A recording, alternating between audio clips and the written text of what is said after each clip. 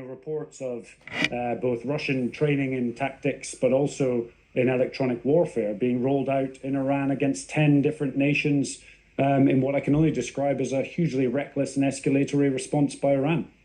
I'm just going to go back to President Trump for a minute, because as well as expressing his disappointment at NATO for doing, as he put it, absolutely nothing, this afternoon in a press conference, he's also taken aim at the UK, saying, "We had the UK say, this is 3 weeks ago, we'll send our aircraft carriers," which aren't the best aircraft carriers, by the way. They're toys compared to what we have. "But we'll send our aircraft carrier when the war is over." I said, "Oh, that's wonderful. Thank you very much. Don't bother. We don't need it. We don't need it. And we don't need them." How do you as a government respond when that's said?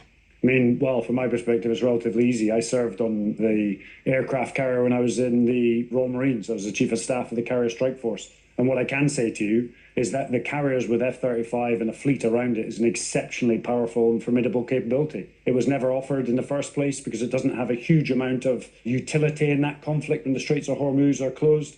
And we've done everything we can to provide a defensive position from Cyprus all the way through to the UAE and Oman and help our allies and partners out in protecting from the reckless response from Iran. And do you find it insulting, as someone who's a former Royal Marines colonel, was the commanding officer of the elite special boat service, do you find those kind of words insulting?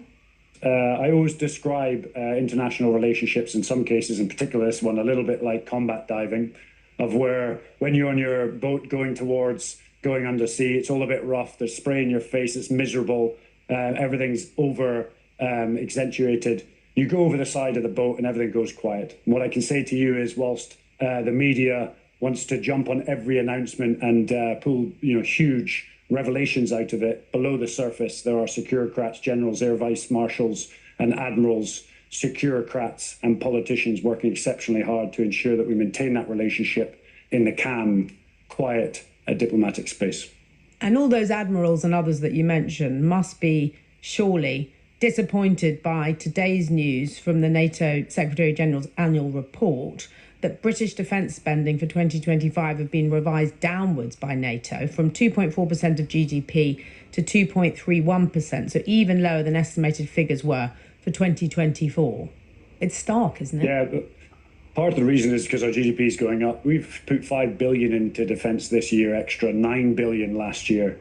My point actually isn't the amount of money, it's actually making sure we spend it the most effective way.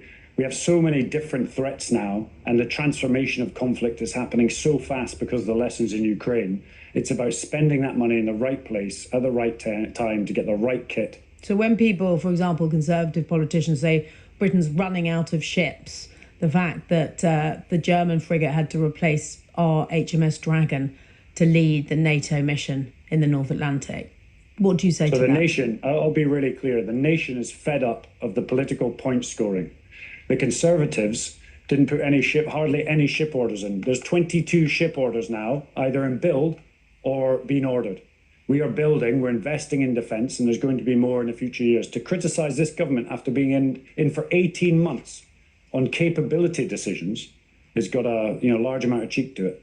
What can you tell us about your announcement today about stepping up action against Russia's shadow fleet? So we've been supporting our allies and partners with shadow fleet operations, the French and the Americans. What I can say is that for a large chunk of my career, I've been boarding ships as part of the Royal Marines or other parts in the Middle East, all the way through to indeed around the United Kingdom. So are you expecting that British sailors will be boarding Russian ships? Well, what I would say is if we get the chance, we absolutely will. Okay. 100%. Sailors, Marines, a mix. If the intelligence criteria is met, the military stands ready to act upon that political direction at immediate notice. Without a shadow of a doubt, we have the best forces in the world capable of doing this. I've done it myself. I've almost died doing it in the past. It's exceptionally dangerous, deeply sophisticated, and I have utter confidence in our armed forces to be able to deliver at a moment's notice. I suppose we started this by talking about de-escalation. That definitely doesn't sound like de-escalation. Oh, well. And is it a change in position? It is a shift in position. We've been supporting our allies. We're now saying that the UK will do this independently if required.